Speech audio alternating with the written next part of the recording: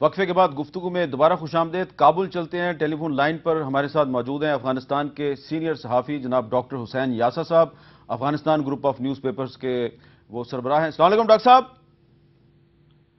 अस्सलाम वालेकुम जनाब हामिद मीर साहब। डॉक्टर साहब, पाकिस्तान ने नेटो की सप्लाई लाइन बहाल कर दी है। इस वक्त काबुल में क्या रद्द-ए-अमल है?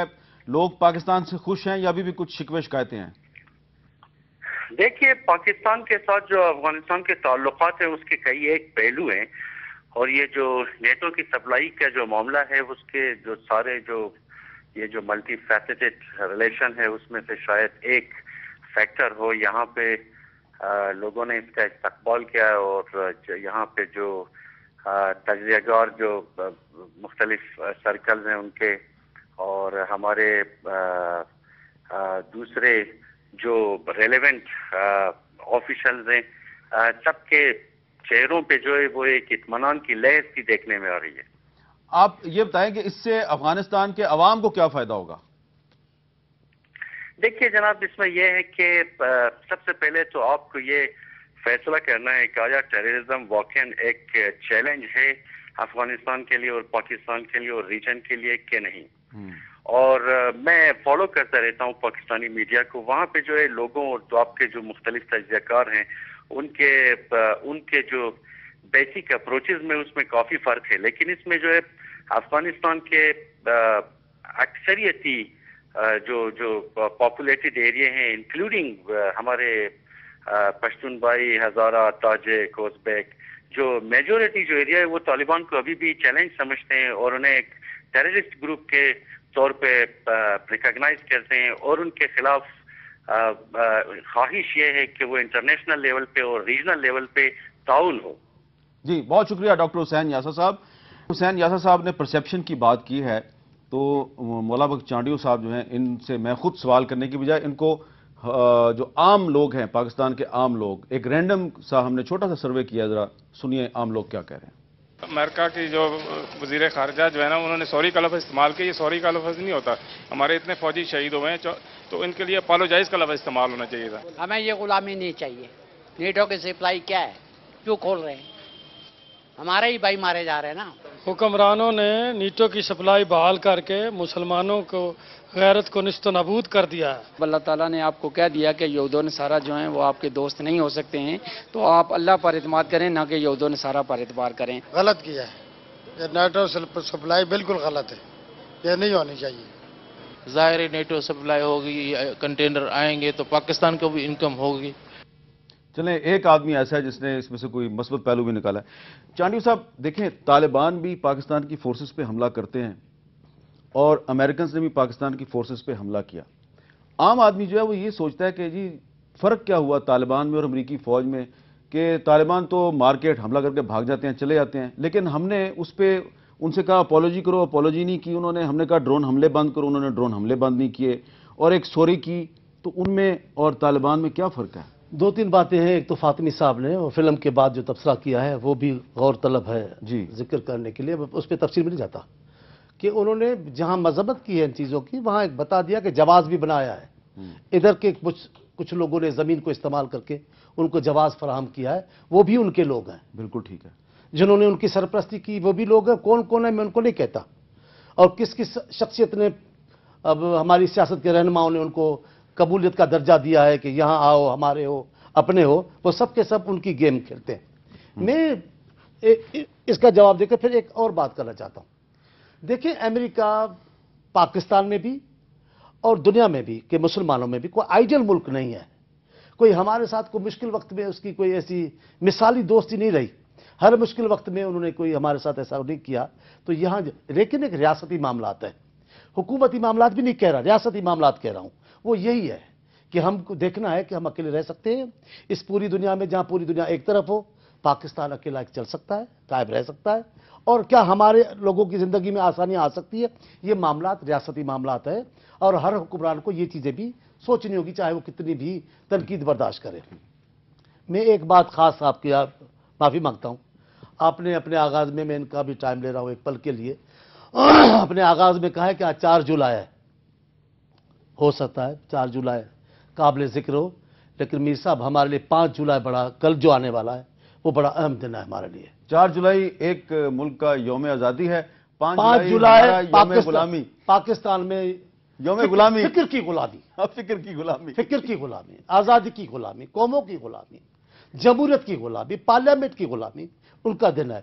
देखें इस पे मैं ये कहता हूँ इस दिन की क्या बिद्दत है। मैं ख़त्म करता हूँ बात को। पार्लियामेंटी सियासत में जितनी भी बिद्दतें हैं, जिस चीज़ को बुरा समझा जाना चाहिए, और मैं समझता हूँ एक सियासी कारकुन से, वो सब की सब पार्लियामेंटी सियासत की बिद्दतें इस 5 जुलाई की वजह से, जनरल ज़ियाउल हक की वजह से, इस पार्लियामेंट में मेंबरों को पैसे देना, मेंबरों को खरीदना, मेंबरों को ये चीज़ें देना, मेंबरों के बीच में ऐसी आदतें डालना और गैर जमायती लोगों को लाना, बिल्कुल ये पार्लियामेंट के साथ जितनी भी बिद्दतें हैं, अब मैं उस तफसील में चाहता, बहुत बड़ी बिद्दत है। और फिर सियासत में जो गलत रुझान आता है, तंग नज़री का रुझान, लिसानियत का रुझान, सूबाइयत का रुझान, फिर नस्ली रुझान, जितने भी रुझान, और सबसे बड़ा नफरतों की आग जो पाकिस्तान में आज है, जो आज पाकिस्तान की सरहदों को जला रही है, उसको सेक दे, उसको जो गर्मी पहुंच रही है, वो सब की सब इस 5 जुलाई और अमेरिका की गुलामी भी, ये भी उसका है। हाँ, और उसके मैंने कहा ये ना और नहीं, और उनके, मैंने कहा वो आइडल हमारा कभी नहीं रहा। ठीक है, हम अपने भुट्टो साहब के हवाले से और चीजों के हवाले से, कई चीजों के हवाले से, लेकिन मैं कहता हूं जो लोग उसके पैरोकार हैं, जो लोग उनको उनके सियासी रूहानी वारिस हैं, वो सब के सब आज भी अमेरिका के इश्क में हैं।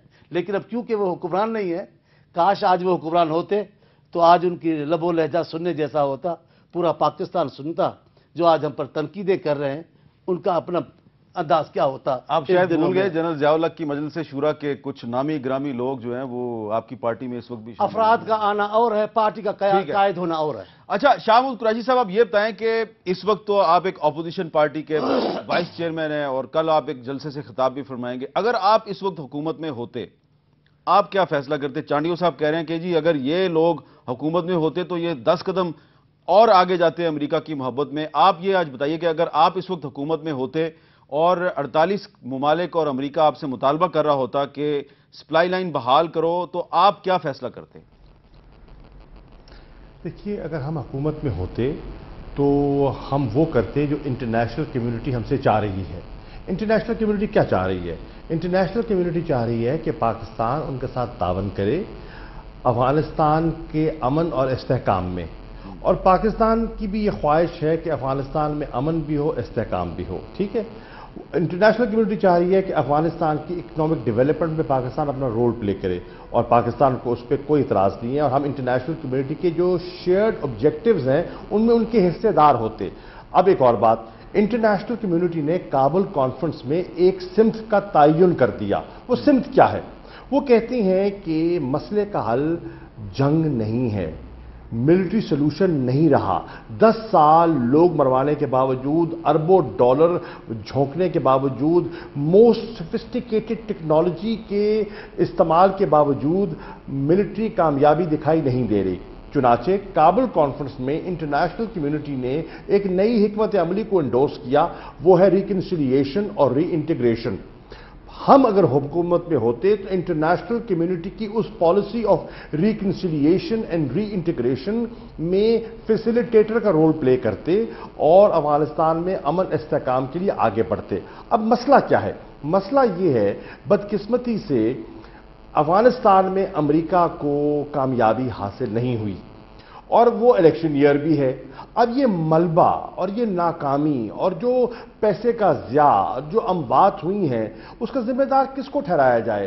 तो जो फौरी स्केपगोट दिखाई देती है वो पाकिस्तान दिखाई देता है कि पाकिस्तान के अदम ताउन की वजह से, पाकिस्तान की हठधर्मी की वजह से, पाकिस्तान में जो सेंचुरीज हैं उनकी वजह से हमें नुकसान पहुंच रहा है। देखिए, पाकिस्तान ने बेपनाह ताउन किया और हम करने को तैयार हैं, लेकिन कुछ पाकिस्तान के तकाजे हैं, पाकिस्तान की ज़रूरियात हैं। हमारा एक सिक्लिकल रिलेशनशिप रहा। मेरा इस पे हिलरी क्लिंटन से बड़ी तफसीली गुफ्तगू हुई है कि हमारे कभी ताल्लुकात गर्मजोशी की हद को छूते हैं और कभी सर्द मोरी को, और ये सिक्लिकल रिलेशनशिप हमारी रही है।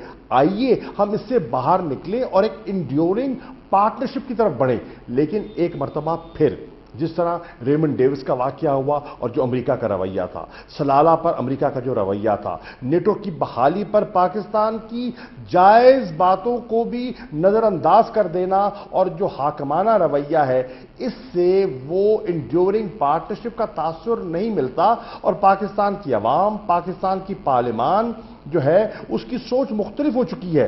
आप एक फॉरेन पॉलिसी ऑब्जेक्टिव कैसे हासिल कर पाएंगे जिससे पूरी पाकिस्तान की अवाम ला ताल्लुक हो जाए? जी, क्या करेंगे आप? एक वक्फा और वक्फे के बाद हमारी गुफ्तगू जारी रहेगी। जी,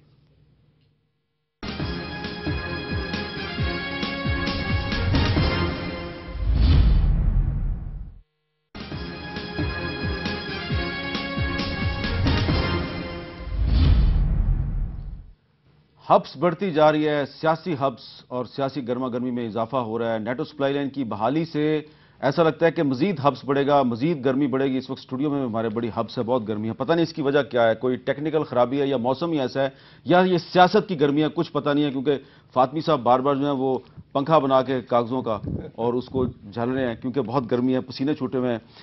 फातमी साहब, ये पसीने आपके छूटे जो हैं ये हुकूमत के फैसले की वजह से आपके पसीने छूटे हैं? हुकूमत के पास और क्या रास्ता था?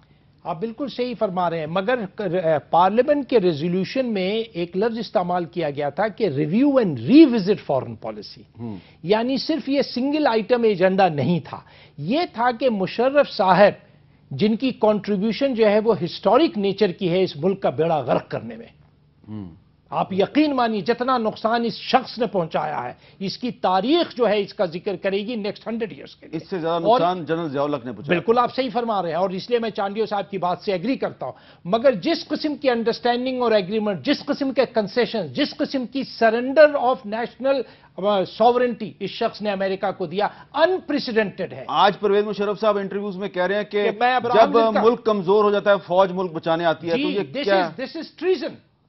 एक डेमोक्रेटिक सिस्टम में जहां के कॉन्स्टिट्यूशन आपका ऑपरेट कर रहा है, एक पाकिस्तानी नेशनल वो इनकरेज करता है फौज को इंटरवीन करने के लिए, डज दिस नॉट इनवाइट? तो वो नेटो कंट्रीज में बैठ के पाकिस्तान में डेमोक्रेसी के खिलाफ साजिश कर रहे हैं? जी बिल्कुल, हमारी हुकूमत को इसका नोटिस लेना चाहिए, उनको बुलवाना चाहिए। अच्छा, तो ये सारी कंसेशंस जिसके बारे में न कैबिनेट को पता था, न पार्लियामेंट को बताया गया, न उनके कोर कमांडर्स को पता था, सबों ने किताब लिखी है, ये उनकी कंट्रीब्यूशन। खैर, हमें ये उम्मीद थी हमारे जैसे लोगों को कि अब ये जमहूरी हुकूमत आई है, इसको इमीडिएटली हमारे सारे ओवरव्यू करनी चाहिए थी, रिव्यू करनी चाहिए थी और फिर उसके बाद एक ऐसी फॉरेन पॉलिसी बनाते जो बार बार ये लोग जिक्र कर रहे हैं, शाह साहब भी जिक्र कर रहे हैं कि पाकिस्तान के अवाम की उमंगों की रिप्रेजेंटेशन करती, वो तो नहीं हुई। हमारी ऑब्जेक्शन यह है कि इनको नवंबर के बाद इतनी हार्ड लाइन पोजीशन नहीं लेनी चाहिए थी, पार्लियामेंट के पास ये इशू नहीं फेंकना चाहिए था, क्योंकि पार्लियामेंट का काम ही नहीं है हामिद मीर साहब, ये एग्जीक्यूटिव ब्रांच का काम है फॉरेन पॉलिसी फॉर्मुलेट करना और पार्लियामेंट से उसकी सिर्फ सपोर्ट और इंडोर्समेंट लेना चाहिए। उसके बाद मेरा यह ख्याल है कि इनको 7 महीना वेस्ट करना ही नहीं चाहिए था, ये एक अनटेनेबल पोजीशन में फंस गए थे। इस मुल्क की जो इकोनॉमिक सिचुएशन है और जिस किस्म के प्रेशर्स आपको रीजनल प्रेशर्स हैं, ग्लोबल प्रेशर्स हैं, ये पॉलिसी सस्टेन नहीं किया जा सकता था। जी मौला बख्श चांडियो साहब, क्या ये अच्छा ना होता कि आप जनरल ज़ियाउल हक और जनरल परवेज मुशर्रफ की पॉलिसी से जान छुड़ा लेते और एक ऐसी फॉरेन पॉलिसी बना लेते कि कोई ये ना कहता कि यार आप तो अमेरिका के गुलाम है और मुशर्रफ की पॉलिसी ही का तसलसल है आप लोग? हमारे इस हवाले से जो फैसले हैं वो तो गुलामी की अक्कासी नहीं करते, वो खुद मुख्तियार पाकिस्तान की अक्कासी करते हैं। मैं बार बार ले रहा हूँ, मुझे माफ़ कीजिएगा, किसी एक प्रोग्राम में दूसरे प्रोग्राम का हवाला नहीं देना चाहिए, लेकिन एक प्रोग्राम में बैठा था मीर साहब, बहुत बड़े नाम हैं मीडिया के, पोस्ट प्रोग्राम में बैठे थे, चारों की शर्त लग गई कि शमसी बेस खाली नहीं होगा। अच्छा, और किसी ने हवाला दिया वो उनके दादा का बेटे हैं, वो उनके बाप बेटे हैं, वो बड़ा अपने नाम नहीं ले सकता, शमसी नहीं खाली होता। और मुझ पे हंस रहे थे, जी आप, मैंने कहा मैं अभी तो नहीं बोल रहा। फिर वो शमसी बेस खाली हुआ, हो गया, हुआ। अब एक प्रोग्राम में मुझे उनमें से एक मिला, मैंने कहा जनाब अब तो 10 हैं, आप बताएं ना अभी आपका क्या ख्याल है। इस अंदाज से कई फैसले हुए हैं, लेकिन एक बात में माफ़ी, मैं कभी कभार कई बातें अपनी पार्टी से भी कभी कभार हट के अपने दिल की बातें करता हूँ। इस मुल्क में जमहूरियत इतनी आज़ाद और ताकतवर हो चुकी है کہ سارے معاملات پر اس کی دستخط ہو؟ نہیں اگر نہیں ہے تو ان حالات میں بہت سارے فیصلے کیے ہیں، وہ اچھے فیصلے ہیں۔ ہو سکتی ہے، ہو سکتی ہے۔ دیکھیں نا، آپ کی اس پارلیمنٹ نے جتنے اختیارات آپ کے اس وزیر اعظم کو دے دیے ہیں، اگر وہ اس کا دامن صاف ہو، وہ اختیارات کا صحیح استعمال کرے تو وہ طاقتور ہو سکتا ہے، لیکن اس کا دامن جو ہے وہ داغدار ہے، اس کے آئینی اختیارات اس کے پاس ہیں، وہ ان کو استعمال نہیں کرتا۔ پاکستان کے اختیار استعمال کرنے کے لیے اس کے پرائم منسٹر کے دامن کا سوال نہیں ہے۔ فاطمی صاحب نے بڑی اچھی ابھی بیچ میں بات کہی ہے کہ جو کمزور ملک ہوتے ہیں، جو ترکی میں بھی فوج بڑی مضبوط تھی، دیکھیں ترکی میں بھی سپریم کورٹ تنگ کرتی تھی، لیکن ایک صاف ستھرا وزیر اعظم تھا، وہ سب پہ چھا گیا۔ میر صاحب، پاکستان کا حوالہ دے کر دنیا کے آئیڈل ملکوں کی تو کہی جا سکتی ہے، جیسے ہمارے یہاں کہتے ہیں بھائی جناب حضرت عمر جیسے، بھائی پاکستان کے حالات میں سربراہ میں تو طیب اردگان کی بات کر رہا ہوں، میں ابھی ادھر بھی آ رہا ہوں۔ وہاں ایک سسٹم ہے، وہاں ایک اختیار ہے۔ آپ دیکھیں، میں معافی مانگتا ہوں ایک پل کے لیے اگر نام لے لیا ایک بجائے دو وزیر اعظم، دیکھیں وزیر اعظم کا دامن صاف ہے، ایک وزیر اعظم کو ہٹایا، دوسرے کو دعوت دی، آپ کو تو یاد ہوگا دوسرے وزیر کو دعوت دی، اس کا جناب یہ غیر جمہوری فیصلہ ہے، ہم آپ کے ساتھ شریک ہیں، یہاں ایسی روایت ہے۔ چلے یہاں تو لائن میں کھڑے ہیں، جناب ان کو ہٹاؤ، بہت بہت شکریہ آپ دونوں کا۔ شاہ قریشی صاحب آپ کا بہت بہت شکریہ۔ بہرحال ترکی نیٹو کا حصہ ہے، لیکن نیٹو کا حصہ ہونے کے باوجود ترکی جو ہے وہ جب اپنا نیشنل انٹرسٹ دیکھتا ہے تو وہ امریکہ کی بھی مخالفت کرتا ہے، اسرائیل کی بھی مخالفت کرتا ہے، اور جو انٹرنیشنل پاورز ہیں ان کی آنکھوں میں آنکھیں ڈالتا ہے۔ اور ترکی میں بھی 3 مارچ لگے، پاکستان میں بھی 3 مارچ لگے۔ ترکی کی حکومت کو بھی جوڈیشری کی ایکٹیویزم کا سامنا تھا، پاکستان میں بھی یہی صورتحال ہے، لیکن وہاں پہ وزیر اعظم جو ہے وہ ان تمام طوفانوں سے، بحرانوں سے نکل گیا کیونکہ اس کا دامن صاف تھا۔ یہی ہے وہ فرق، اور اگر اس طرح کے وزیر اعظم پاکستان میں ہوں تو پھر شاید نیٹو کی سپلائی لائن کی بحالی کے بارے میں فیصلہ جو ہے وہ ہوتا، جس کے بارے میں طارق فاطمی صاحب کہہ رہے تھے کہ پارلیمنٹ کی قراردادوں کے عین مطابق ہوتا۔ اجازت دیجیے، اللہ حافظ۔